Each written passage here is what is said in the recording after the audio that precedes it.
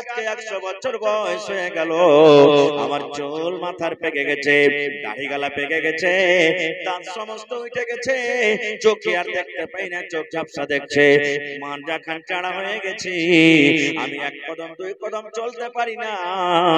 এর কোন বয়সে পৌঁছে যাওয়ার পর আজ পর্যন্ত চিঠি এলো না, আর হঠাৎ করে তুমি আজকে বলছে চান কবজ করে আমি নিয়ে চলে যাব, এই কথাটা তোমার কিন্তু মানা হবে না। না, তোমার কথা মানবো না। কেমন করে তুমি আমার জান কবজ করবে? আরে তুমি তো ওয়াদা করেছো মরার আগে চিঠি আসবে। এইবারে মালাকুল মউত তখন বলছেন, ও আল্লাহর বান্দারে, চিঠির কথা বলেছিলাম রে, তুমি চিঠি পাওনি? বলছেন না, আমি চিঠি পাইনি। মালাকুল মউত বলছেন, আল্লাহর বান্দা, আমি দেখতে পাচ্ছি তোমার কাছে অনেক অনেক অনেক চিঠি এসেছে রে, অনেক অনেক চিঠি এসেছে, কিন্তু চিঠি তুমি সেই কুয়াতে তোমাকে একদিন পড়তে হবে, মওত থেকে তুমি বাঁচতে পারবে না, মওত থেকে তুমি বাঁচতে পারবে না। তোমার মওত হয়তো 80 বছর বয়সে হবে, তোমার মওত হয়তো 100 বছর বয়সে হবে, তোমার মওত হয়তো 40 বছর হয়তো হবে, তোমার মওত হয়তো মায়ের পেটে হয়ে যাবে, তুমি দুনিয়াতে আসার 1 দিন 1 ঘন্টা পর হয়তো তোমার মওত হয়ে যাবে। আল্লাহ রাব্বুল আলামিন বলেন, বান্দারে, আমি আল্লাহ রাব্বুল আলামিন যতদিন এই দুনিয়াতে থাকার ভাগ্যে তোমার লিখে দিয়েছি, নসিবে লিখে দিয়েছি, ওই ছাড়া 1 মিনিট দূরের কথা, 1 সেকেন্ড পর্যন্ত তুমি না আগে আসবে আর না পিছে হটবে, টাইমের পরে তোমার মওত হবে, টাইমের পরে তুমি দুনিয়া থেকে চলে যাবে। নারে তাকবীর! আল্লাহ নিজে বলছেন, মওতের মজা একদিন চাখতে হবে। একদিন সুলাইমান নবী বসে আছেন কোথায়? ফিলিস্তিনের মাটিতে, যেখানে মসজিদ আকসা আছে, মসজিদের ওই ফিলিস্তিনের মাটিতে সুলাইমান নবী বসে আছেন। সুলাইমান নবী খুব একটা বড় নবী ছিলেন, বসে আছেন। তাকে আল্লাহ তাবারক ওয়া তাআলা যত পক্ষখালি জীবজন্তু দুনিয়াতে আল্লাহ দিয়েছেন, সবারই ভাষা বুঝতে পারতেন। ছাগলের ভাষা আমরা বুঝতে পারবো ভাই? গরুর ভাষা বুঝতে পারবো? পিঁপড়া সাপ বিচ্ছুর ভাষা বুঝতে পারবো? বুঝতে পারবো না। আমরা কি জিনকে দেখতে পাই? আমাদের কাছে জিন আছে? আসে না কো, কিন্তু সুলাইমান নবীর তাবে সমস্ত জিন ছিলেন, জিনেরাকে যা বলতেন ওরাকে মানতে হতো। সুলাইমান নবী একদিন বসে আছেন, আর ওর পাঞ্জরে একটা লোক আরো বসে আছেন।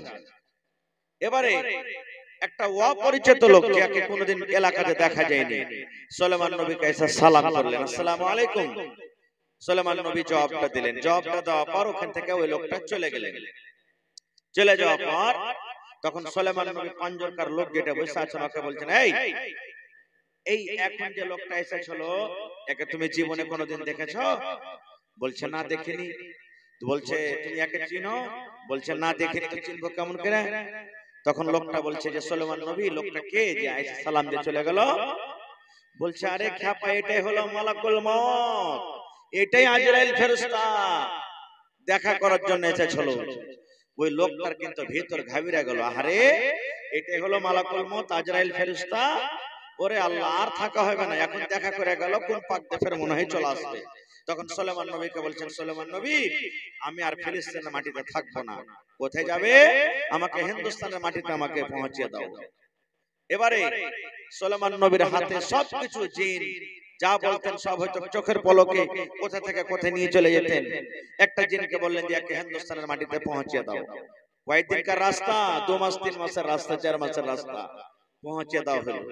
এবার একটুখানি পর সুলাইমান নবী ওখানে বসে আছেন, একটুখানি পর আবার মালাকুল মউত এসে হাজির হয়ে গেছে। এবার মালাকুল মউত তখন বলছেন, সুলাইমান নবী, জয় আল্লাহর বান্দা, যেই যুবক, যেই লোকটা আপনার পাঞ্জরে বসেছিল, ওই লোকটা কোথায় চলে গেল বলেন তো? সুলাইমান নবী, যে লোকটা আপনার পাঞ্জরে কিছুক্ষণ আমি আগে দেখে গেলাম, ওই লোকটা কই? এবারে সুলেমান নবী বললেন, ও মালাকুল মউত রে, তোমার পরিচয় যখন আমি তাকে দিলাম, তোমার কথাটা যখন আমি বললাম যে ওটা হলো মালাকুল মউত, এই মালাকুল মউত, তোমার ভয়ে, তোমার ডরে আর এখানে না থেকে লোকটা হিন্দুস্তানের জমিনে, হিন্দুস্তানের মাটিতে চলে গেল। এইবারে মালাকুল মউত বলছে, আল্লাহ তাবারাক ওয়া তাআলা লাখ লাখ শুকর, আল্লাহর শুকরিয়া আদায় করে জীবনে আমরা কোনোদিন পারবো না। এইবারে সুলেমান নবী বলছেন, কেমন কথা বলছো?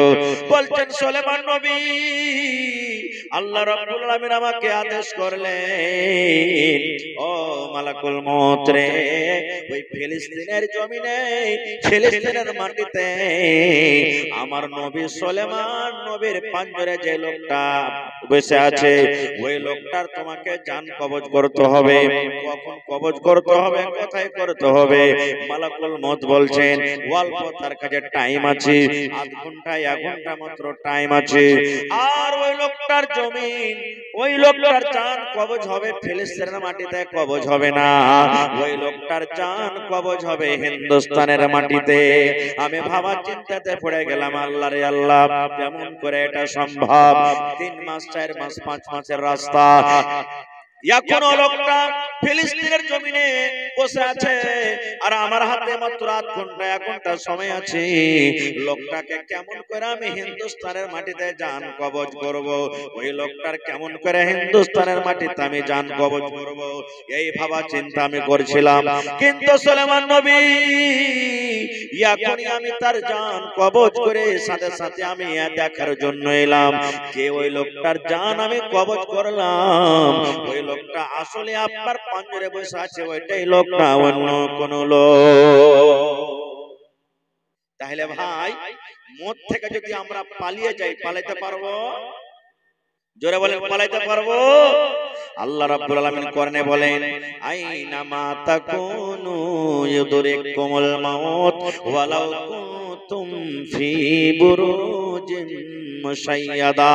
আল্লাহ বলেন, দুনিয়ার মানুষরে, আইনা মা তাকুন, তুমি যেখানে চলে যাও কেন, আকাশের উপরে ঘর বানায়া যদি থাকো রে বান্দা, তুমি যদি জমির তলে ঘর বানায়া থাকো, পানির তলে যদি তুমি ঘর বানায়া থাকো, তুমি মোটা মোটা ঘর বানায়ে তুমি তালা মেরে যদি থাকো, আল্লাহ বলেন বান্দারে, ইউদরিকুমুল মাউত, আমার মালাকুল মউত তোমার কাছে চলে যাবে, তুমি মউত থেকে বাঁচতে পারবে না।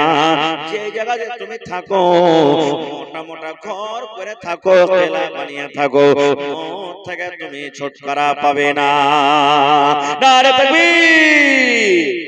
না পাওয়া যাবে ভাই? মদ থেকে ছুটকারা পাওয়া যাবে? জোরে বলেন, পাওয়া যাবে কি? পাওয়া যাবে না। আচ্ছা আপনারা বলেন তো, আমরা কি এগুলোর মধ্যে জানি যে কে বুড়াতে কালে মরবো আর কে চ্যাংড়া জুয়ানি হালাতে মরবো? কেউ বলতে পারবো ভাই? এই মতের খবরটা কার কাছে আছে? কার কাছে আছে? আল্লাহর কাছে আছে। একটা আমার কাছে বই আছে, বাংলা কিতাব, গল্পর মাধ্যমে জ্ঞান। গল্প করতে গেলে জ্ঞান বাড়বে, বাংলাতে কিতাব আছে। আমাদের মতন গল্প নয়, এই গল্প করছি, তোর মায়ের কম ছিল, তোর বাপের কম ছিল, তোর বহিনের কম ছিল, এই হালার বেটা হালা, জালার বেটা জালা, আর এগুলা গল্প না। অমুক হাজি এরকম, অমুক মৌলবি এরকম, অমুক লোক এরকম, অমুক নামাজি এরকম, এগুলা গল্প নাই। গল্প করতে গেলে জ্ঞান বাড়বে। কেমন জ্ঞান? ওই কিতাবে লিখছে যে একটা লোক ছিল, নওজওয়ান, 20 বছর 25 বছরকার যুবক, আল্লাহ তাবারাক ওয়া তাআলার ইবাদত বান্দেগি করে, কোনদিন গুনার কাজ করে না। একদিন একটা লোক তার কাছে চলে এসেছে, ওটা হলো মালাকুল মউত।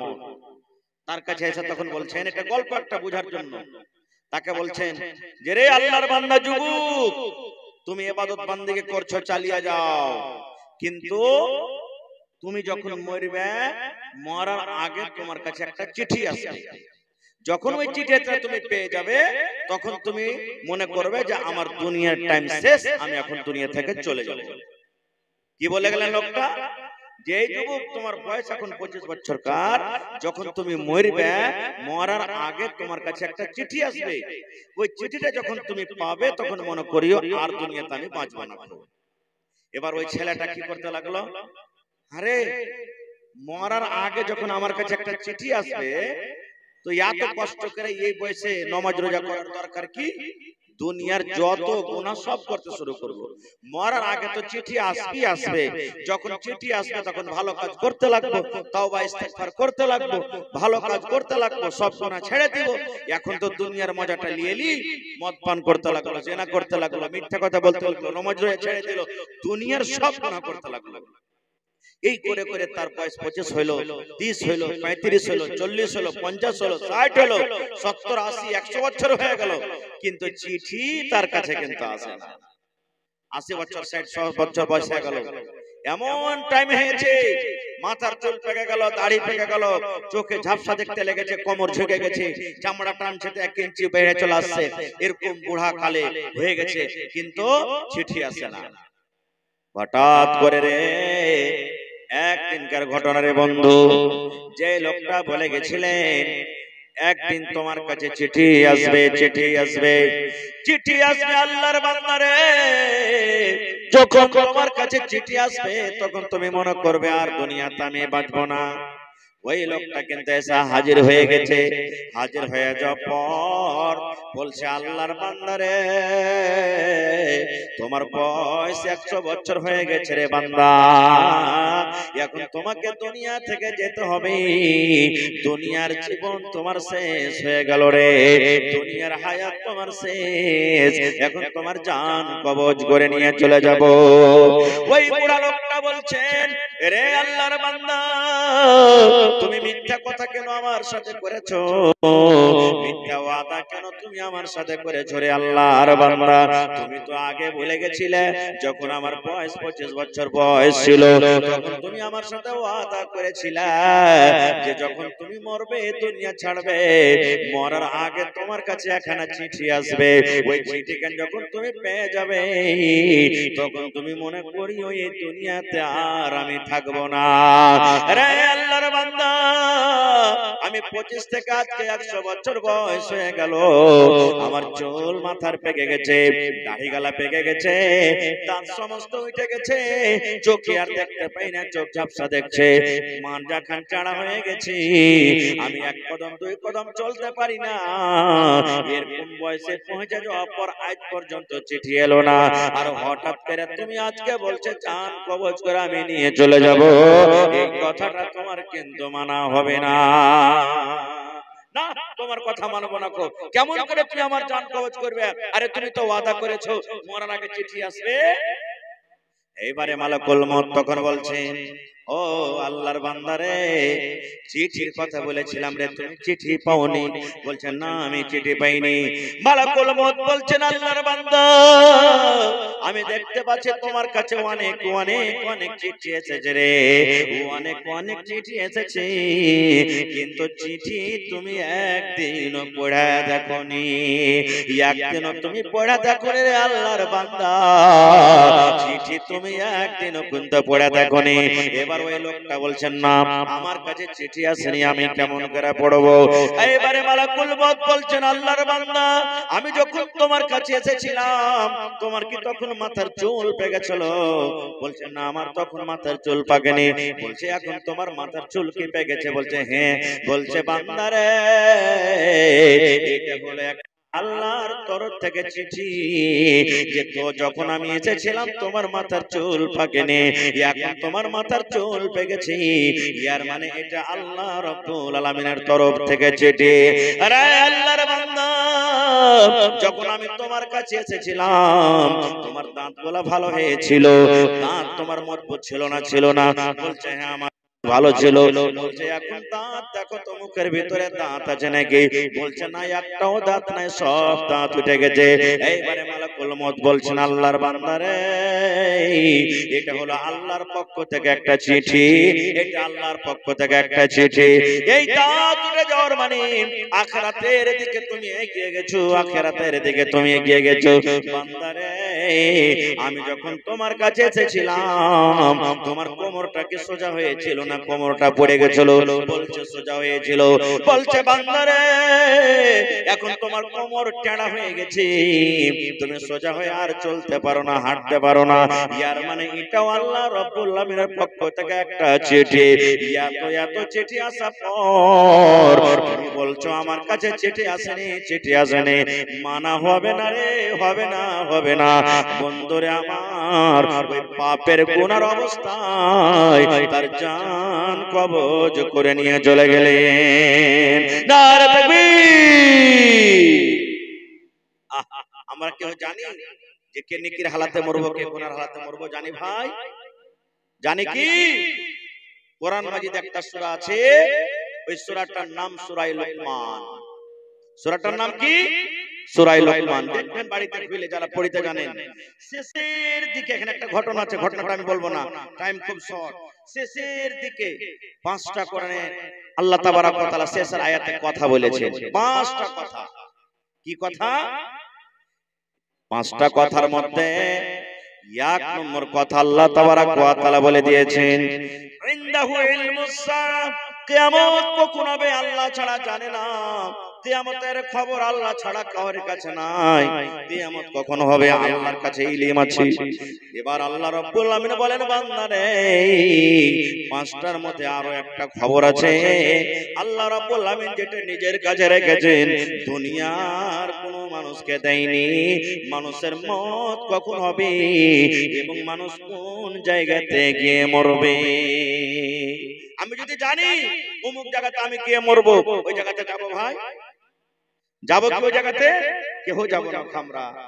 ফেরাউনের নাম শুনেছেন আপনারা? ফেরাউন বাদশার নাম শুনেছেন? মুসা নবীকে মারার জন্য লাইলস্কর নিয়ে পিছনে পিছনে মুসা নবী আগে আগে তার ফৌজকে নিয়ে দৌড়িয়ে চলে যায়। পিছনে ফেরাউনের লস্কর দৌড়াইছে মুসা নবীকে মারার জন্য। মুসা নবী লস্কর নিয়ে পালাইতে আছেন, পালাইতে পালাইতে সামনে নীল দরিয়া, আহা, আর এদিকে পিছনে মুসা নবী ফেরাউনের কওম। এইবারে মুসা নবী বলছেন আল্লাহ আজ মরে যাব, আর মনে হয় বাঁচবো না। আল্লাহ আগা দিকে সমুদ্র, আগা দিকে নীল দরিয়া পড়ে গেল, আর পিছন দিকে আল্লাহ জি ফেরাউনের দল চলে আসে, ফেরাউন লাই লস্কর নিয়ে চলে আসে।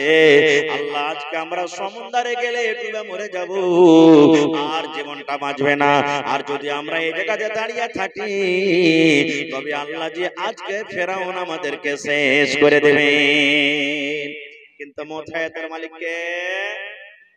কে জি ভাই? মুথায়াতের মালিক কে? আল্লাহ। মুসা নবী ভয় করলেন, তার কওমেরা ভয় করলেন, আল্লাহ আজকে মরে যাব, পানিতে পড়ি তো ডুবে মরবো, আর দাঁড় হয়ে থাকি তো ফেরাউন এসে মারবে। আল্লাহ কে বলছেন, এই আমার নবী মুসা চিন্তা করো না রে মুসা, চিন্তা করো না।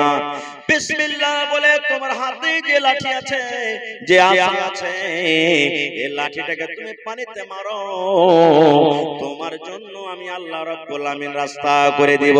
যেমন এই পানিতে লাঠিটা মারা, পানি দুই দিকে হটে গেল, একবারে শুকনো হয়ে গেল। ওরে আল্লাহ, শুকনো হয়ে গেল রাস্তা। মুসা নবী তার সাথীকে নিয়ে পার হয়ে গেলেন রে। এইবারে ফেরাউনের দল, ফেরাউন লস্কর নিয়ে দৌড়াতে দৌড়াতে দৌড়াতে চলে আসছে। দৌড়াতে দৌড়াতে পাঞ্জরে এসে দেখছে আল্লাহ এই তো মুসা পার হয়ে গেল। মুসার জন্য রাস্তা আল্লাহ করে দিয়েছেন, মুসার জন্য সমুদ্রে রাস্তা হয়ে গেছে। আমরাও ঝাঁপিয়ে পড়রে, আমরাও ঝাঁপিয়ে পড়রে, চল ধর ধর ধর, রাস্তা হয়ে আছে, আমরাও ধরবো। ওরে আল্লাহ, মুসা নবী যখন পার হয়ে গেলেন, লাই লস্কর নিয়ে পার হয়ে গেলেন, এবার মধ্য সমুদ্রে রে যখন ফেরাউন এবং তার লস্কর পৌঁছলো, আল্লাহ রাব্বুল আলামিন পানিকে বলছেন, পানি রে এই বেঈমানের বয়স শেষ হয়েছে, এই কাজ্জাবের বয়স শেষ হয়ে গেছে, এই ধোঁকাবাজের বয়স শেষ হয়েছে। এই পানি তোরা মিলে যা, মিলে যা, মিলে যা, আর এই বেঈমানের আজকে আখরি শেষ জীবন করে দে। ফেরাউন কোনদিন ভেবেছিল যে পানিতে ডুবে মরবো? ভেবেছিল ভাই? ও তো ভাবলে পারে জীবনে যেত না, কিন্তু জানে না তোর কাছে খবর নাই জানি মরবো কখন। আল্লাহ তাবারাক ওয়া তাআলা নিজের কথাটা বলছেন, দুনিয়ার মানুষ কখন কোন জায়গা থেকে কে মরবে মত হবে আল্লাহ ছাড়া কেউ জানে না। সময় খুব কম। আর একটা হাদিস আপনাদের সামনে বলবো, সহিহ বুখারী শরীফের হাদিস, ওই মুসা নবীর কথা। মানুষ মরতে কেউ চায় না নাকি ভাই? বাঁচতে সবাই চায় দুনিয়াতে। 80 বছর 100 বছরকার বুড়া লাঠি লে টুক করে হাঁটছে, আর যদি একটা পোতা লাঠি এসে চলে গেলে, এ শালা বুড়া তুই আর দুনিয়াতে কতদিন বাঁচবি, তুই মর এখন। লাঠির ঝাপটা মারবে, শালা তুই মরতে বলছিস, তুই মর, আমাকে মরতে বলছিস। দুনিয়াতে কেউ মরতে চায় না, আমিও চাই না আরো দুনিয়াতে বাঁচি, কিন্তু মরতে তো একদিন হবে। হবে না হবে না? যারা বলেন হবে না হবে না? হবে। মুসা নবী আমার আপনার যখন জান কবজ করা হবে, মালাকুল মউত আজরাইল ফেরেশতা ইজাজত নেবেন না, টাইম হবে জান কবজ করে চলে যাবে। কিন্তু নবীদের যখন জান কবজ হয়, আল্লাহ তাবারাক ওয়া তাআলা মালাকুল মউতকে বলেন, পর তুমি ওকে ইজাজত নাও। কি বলছো? নবীদের কাছে ইজাজত নেওয়া হয়। তো মালাকুল মউত মুসা নবীর কাছে এলেন, আসার পর তখন বলছেন যে, ইয়া মুসা, তোমার জান কবজ করার জন্য আমি এসেছি, তোমার রূহ কবজ করার জন্য এসেছি, তোমার দুনিয়ার জীবন শেষ, জানটা কবজ করে আমি নিয়ে চলে যাব। যেমন কথা বলা, ওরে সুবহানাল্লাহ। আল্লাহর নবী বলেছেন, মুসা আলাইহিস সালাম মালাকুল মউতকে এমনি করে একটা জোর করে ফাইট মেরেছে, এত জোরে ওর ফাইটটা লেগেছে, মুখ কাটা লেগেছে যে মালাকুল মউতের একটা চোখ কানা হয়ে গেছে। বুখারী শরীফের হাদিস, মালাকুল মউতের একটা চোখ কানা হয়ে গেছে। চোখ কানা হয়ে গেল। আপনি যে দেখেন যে মুসা নবীর তাকত কত, যে ভাই একটা ফেরেশতার চোখ কানা করে দিয়েছে। মানুষকে যদি ফাইট পেয়ে লেগে যেত অবস্থা কি হবে মানুষের? আহা হা। এই জন্য তো লম্বা ঘটনা আছে, ফেরাউনের একটা সিপাহীকে একটু কথা নিয়ে মুসা নবী একটা যে ফাইট মেরেছিলেন চর, একটা চরই ওর সিপাহী মারা গেছিল ফেরাউন, একটা চরই মারা গেছিল। তাই আমি যদি যাবো না ওদিকে, মালাকুল মউতের চোখ কানা হয়ে গেল। এবার মালাকুল মউত চলে গেলেন। আচ্ছা বলেন তো, তাদের যে ঘটনাগুলো ঘটলো, মুসা নবী যে মালাকুল মউতের চোখ কানা করলেন, আল্লাহর কাছে খবরটা আছে না নেই? আল্লাহ জানছেন না জানেন না? কথা বলেন না জি ভাই। হায় রে আল্লাহ, এলাকার মানুষ আজকে খেয়ে আসে নাকি জলসা শুনতে? হ্যাঁ, আল্লাহর কাছে খবরটা আছে না নেই? মাশাআল্লাহ, এরকম ভাবে উত্তর দেন। আল্লাহ রাব্বুল আলামিন তাও বলছেন, এ মুসা, বাস 2 মিনিট ভাই, একটু 2 মিনিট ধৈর্য ধরে, আমি একবার শেষ করে দিচ্ছি। 2 মিনিট একটু লেখা রাখেন। বলছেন যে মালাকুল মউত ব্যাপার কি, তোমার অবস্থা কিরকম, তোমার চোখ কানা হয়ে গেছে। এইবারে মালাকুল মউত তখন বলছেন, রব্বুল আলামিন, তুমি আমাকে এমন নবীর কাছে পাঠিয়েছো আল্লাহ জি, সেই তোমার নবী মুসা মরতে রাজি নয়, মরতে চায় না, দুনিয়াতে আরো বাঁচতে চায়, দুনিয়াতে আরো বাঁচতে চায়। আল্লাহ মউতের কথা শুনে আমাকে এমন জোর করে একটা ফাইট মেরেছে, এমন জোর করে আমাকে একটা মুক্কা দিয়েছে, আল্লাহ দেখো আমার একটা চোখ খাম হয়ে গেছে। আল্লাহ চোখ ভালো করে দিলেন, ভালো হয়ে গেল চোখ। আল্লাহ তাআলা তখন বলছেন, আবার যাও মুসার কাছে, আবার যাও তুমি মুসার কাছে। বলছে, আল্লাহ একটা চোখ কানা করে দিয়েছে আমার, আবার যাব? বলছে, হ্যাঁ যাও, কিন্তু এবারে জান কবজ করার জন্য নয়, জান কবজ করার জন্য নয়, ওকে একটা অফার দিয়ে দাও, খুশখবরি দিয়ে দাও, সুসংবাদ দিয়ে দাও। নিয়ে চলে এলেন, আল্লাহ যেটা বললেন নিয়ে চলে এলেন। আবার মুসা নবীকে, আসসালামু আলাইকুম ওয়া রাহমাতুল্লাহ। ওয়া আলাইকুম আসসালাম ওয়া রাহমাতুল্লাহ, কি খবর, আবার তুমি এসেছো? এইবারে মালাকুল মউত তখন বললেন, আয় আল্লাহর নবী মুসা, এইবারে আপনার জান কবজ করার জন্য আমি আসিনি, আপনার জান কবজ করে নিয়ে চলে যাবো এই জন্য আমি আসিনি, তবে কেন এসেছো? এইবারে মালাকুল মউত বলছেন, মুসা, আল্লাহ রাব্বুল আলামিন আপনাকে একটা মেসেজ দিয়েছেন, আল্লাহ রাব্বুল আলামিন আপনাকে একটা খুশখবরি দান করেছেন, সেই খবরটা, সেই মেসেজটা আপনাকে দেওয়ার জন্য এসেছে। মালাকুল মউত বলছেন, কি মেসেজ? মালাকুল মউত বলছেন এই মুসা তুমি একটা গরু নিয়ে এসো, একটা তুমি গরু নিয়ে এসো। এইবারে মুসা নবী বলছেন গরু নিয়ে এসে কি হবে? মালাকুল মউত বলছেন মুসা একটা তুমি গরু নিয়ে এসো, আর ওই গরুটার পরে তোমার হাত রেখে দাও, গরুটার উপরে তুমি হাত রেখে দাও। মুসা নবী বলছেন মালাকুল মউত কেন তুমি আমাকে এরকম কাজ করতে বলছো? আমি গরুর উপরে হাত রাখলে পরে কি হবে? মালাকুল মউত বলছেন মুসা তুমি একটা গরুর উপরে যখন হাত রাখবে, হাতের তলাতে তোমার রুমা যে দাববে, ওই রুমা গলা তুমি গিনতি করো। পারবেন গিনতে কেউ? রুমা গুনতে পারা যাবে ভাই? গুনতে পারা যাবে না। মালাকুল মউত বলছেন মুসা একটা গরুর উপরে হাত রেখে দাও, হাত রাখার পর আপনার হাতের তলাতে যত রুয়া দাববে ওই রুয়া গুলাকে গিনতি করতে লাগো, গণনা করো, গিনতি করো, গিনতি করো, গিনতি করতে করতে করতে করতে করতে তুমি গিনতি সমস্ত করে নাও। এবারে মুসা নবী বলছেন মালাকুল মউত রে আমার হাতের তলাতে যত রুয়া দাবলো ওই সমস্ত রুয়াকে আমি গিনতি করতে লাগলাম, গণনা করতে লাগলাম, গণনা করতে করতে করতে করতে করতে সুবহানাল্লাহ আমার হাতের তলাতে যত রুয়া দাবলো আমি গণনা করে নিলাম। তারপরে আমার সাথে কি হবে? এইবারে মালাকুল মউত বললেন মুসা যত হাতের তলাতে আপনার রুয়া দাববে অত দিন নয় রে, অত মাস নয় রে, অত বছর আমি আপনার কাছে আর আসবো না।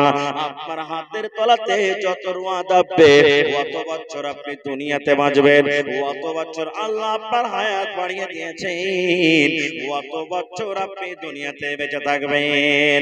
এবার মুসা নবী বলছেন বন্ধুরে মালাকুল মউতকে বলছেন মালাকুল মউত রে আর একটা তুমি আমাকে কথাটা বলে দাও। বলছে কি? বলছে মালাকুল মউত আমি গরুর উপরে হাত রেখে দিলাম আর হাতের তলাতে যত রুয়া দাবলো ওই রুয়া গলা গিনতি করতে করতে করতে কত বছর আমি দুনিয়াতে বাঁচলাম। এবার আমার বয়সটা আবার যখন শেষ হয়ে যাবে আমার সাথে কি হবে? এইবারে মালাকুল মউত বললেন মুসা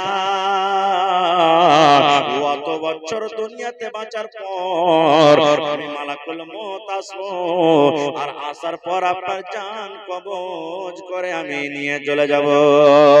এইবারে মুসা নবী বলছেন মালাকুল মউত এতদিন বাঁচার পর, এত বছর বাঁচার পর যদি আমি মওত থেকে রেহাই নাই পাই, যদি আমি মওত থেকে ছুটকারা না পাই, এরকম জীবনের আমার দরকার নাই রে, জীবনের দরকার নাই।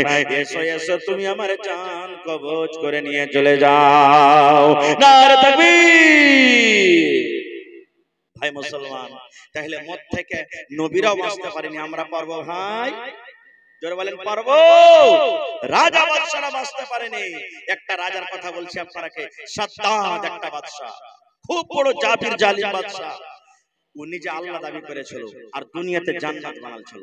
দুনিয়াতে জান্নাত, জান্নাতে যেমন ভালো ভালো জিনিস পাওয়া যাবে, সুন্দর সুন্দর বেটি ছেলে পাওয়া যাবে, ভালো ভালো বিছানা পাওয়া যাবে, ভালো ভালো ঘর হবে। তো সাদ্দাদ দুনিয়াতে একটা জান্নাত তৈরি করেছিল, যে ওকে খোদা বলে মানবে ও নিজের জান্নাতে ওকে দিবে, এরকম দুনিয়াতে জান্নাত করেছিল আল্লাহুস সামাদ। এইবারে জান্নাত হয়ে গেল, জান্নাতের উদ্ঘাটন হবে, জান্নাতের ইফতিতাহ হবে। খবর হলো বাদশা জান্নাত রেডি হয়ে গেছে, চলেন এখন জান্নাতের উদ্ঘাটন করতে হবে। দুনিয়ারই জান্নাত হোক, আল্লাহ তো বেঈমান মুশরিকের জন্য জান্নাত হারাম করে দিয়েছেন। দুনিয়ারই জান্নাত হলো তো কি হলো? আল্লাহ তাবারাক ওয়া তাআলা মালাকুল মউতকে বলছেন মালাকুল মউত রে ওই আমার নাফরমান বান্দা সাদ্দাতকে দেখো এখন জান্নাতের উদ্ঘাটন করতে যাচ্ছে, ও যেন জান্নাতের ভিতরে পা না দিতে পায়, এই জান্নাতে যাওয়ার আগে আগে যেন ওর জানটা কবজ হয়ে যায়। আল্লাহুস সামাদ। সাদ্দাত জান্নাতের মুখ দেখতে পায়নি। আল্লাহুস সামাদ। ভাই মুসলমান, এই জন্য মওত থেকে কেউ বাঁচতে পারবে না। দেখবেন আমার গায়ের মুসলিম ভাইয়েরা, ওরাও মানে একদিন মরতে হবে। আমরা যেমন আমাদের লাশটাকে ঘাড়ে নিয়ে যাই, আর যাওয়ার পর সুবহানাল্লাহ, আলহামদুলিল্লাহ, লা ইলাহা, এগুলা নিজের দোয়া দরুদ পড়ি, দেখবেন ওরাও যাবে আর বলবে রাম নাম সত্য है सबका यही गत है, রাম নাম সত্য है सबका यही गत है। ওরাও বলবে এই যে খাটে করে নিয়ে যাচ্ছি এটা হলো একদিন সত্য ঘটবে, আমরা এটা থেকে রেহাই পাবো না কেউ। ভাই আমার, তাহলে আমাদের সকলের বিশ্বাস আছে না নাই যে একদিন মরতে হবে? আছে? জোরে বলেন আছে? আরো জোরে বলেন আছে? আহা, আমাদেরকে দুনিয়া ছেড়ে একদিন যেতে হবে ভাই। দুনিয়াতে আমরা কেউ আসতে পারবো না ভাই মুসলমান। আমাদের থাকার জায়গা হলো চারখানা জায়গা। সর্বপ্রথম মায়ের উত্তর, মায়ের রেহাম, মায়ের পেট। আমরা 8 মাস 9 মাস 10 মাস পর্যন্ত মায়ের পেটে থাকি। 2 নম্বর জায়গা হলো আমাদের দুনিয়া, যেখানে আমার জন্মের দিন থেকে নিয়ে 80 বছর 100 বছর 200 বছর পর্যন্ত থাকি। এবার 3 নম্বর মরার পর হলো আমাদের জায়গা কবর, যেখানে আমরা কিয়ামত পর্যন্ত থাকবো।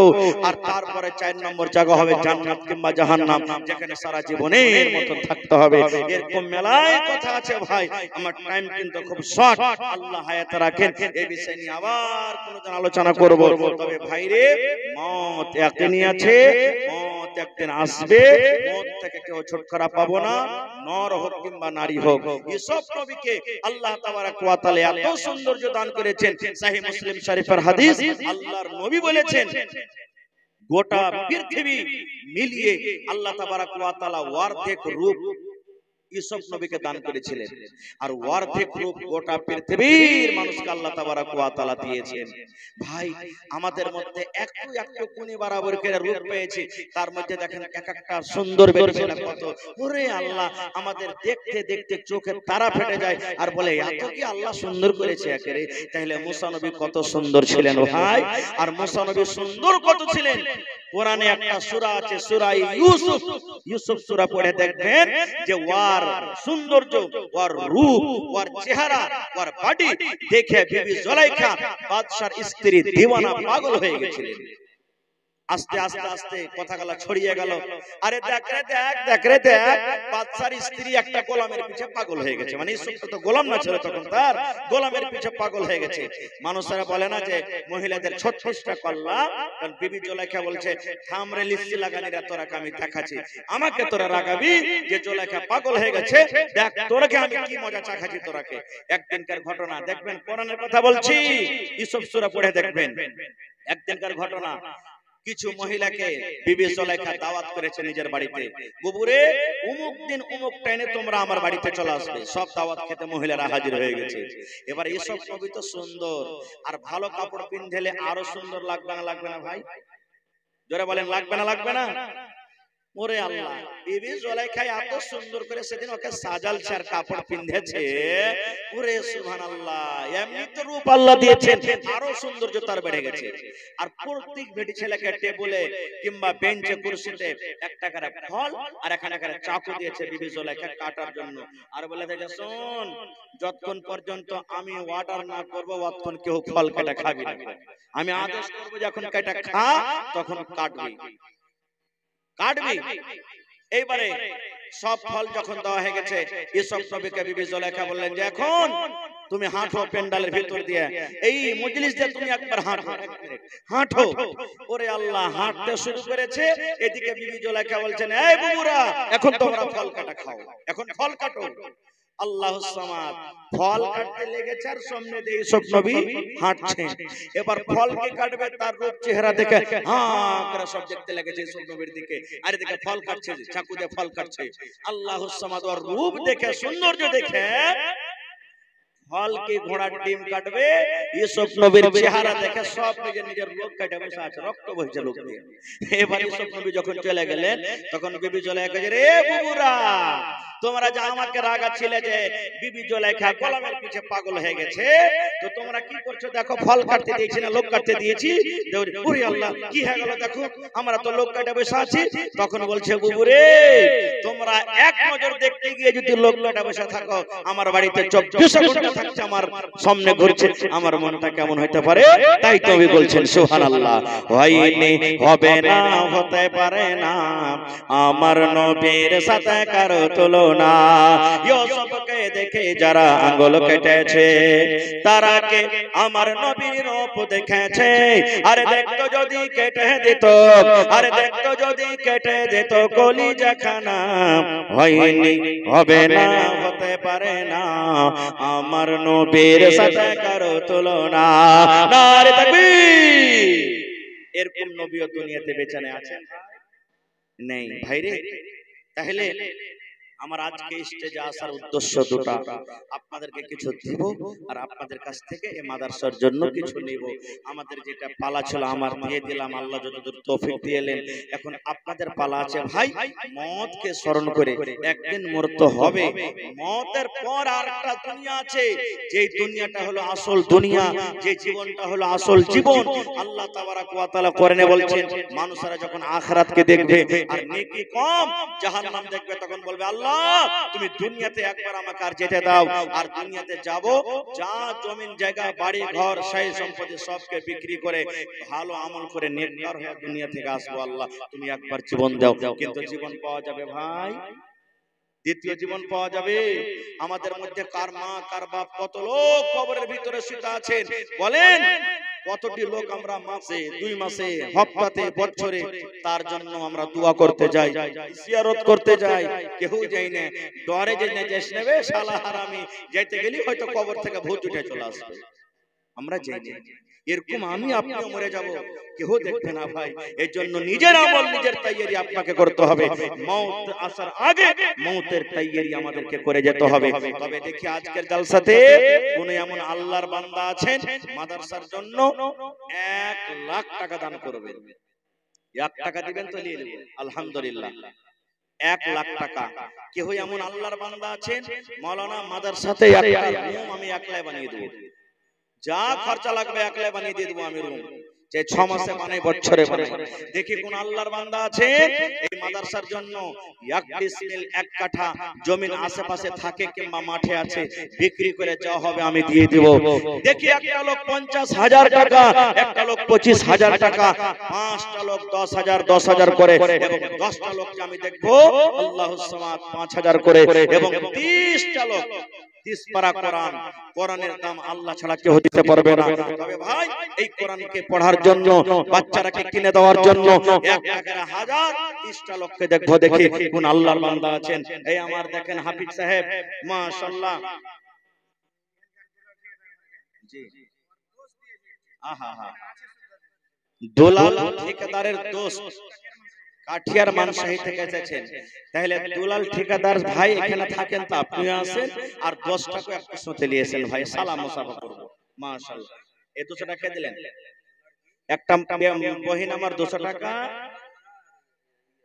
আর একটা পাঙ্খা 2 ঘন্টা নাকি, আর বালিশের কাঁথা। মাশাআল্লাহ। তো হাজি ভাই হাত পাঙ্খার কি জমানা আছে, আর ছাদ পাঙ্খা গালা দিতে হবে আর বহিনেরাকে না কিনে কিনে, হ্যাঁ, যেগুলা লাইনে ঘুরছে আর এগুলা নিজের লাইনে ঘুরবে। আল্লাহুস সামাদ। আরো দেখেন 250 250 টাকা আরেকজন এসেছেন। তো মাশাআল্লাহ জাযাকাল্লাহ। আইসেন ভাই আমার মানসাহি থেকে মেহমানে খাস আল্লাহুস সামাদ ঠিকাদার দুলাল সাহেবের দোস্ত এই আজকের জালসাতে 3000 টাকা দান করেছেন। বন্ধুরে একটু সালাম করে জানাইছেন ভাই। আইছেন দোস্ত জি, আইছেন দুলাল ভাইয়ের দোস্ত, আমাদেরও দোস্ত আইছেন। মাশাআল্লাহ। এই দেখেন একজন আমার খালা এই এলাকার মধ্যে, মাশাআল্লাহ, এটা নাকি আল্লাহুস সামাদ। দেখেন নওজওয়ান মানুষ, আহা আমার দোস্ত ভাই দুলাল সাহেবের এটা দোস্ত। আল্লাহ তাবারাক ওয়া তাআলার কাছে দোয়া করছি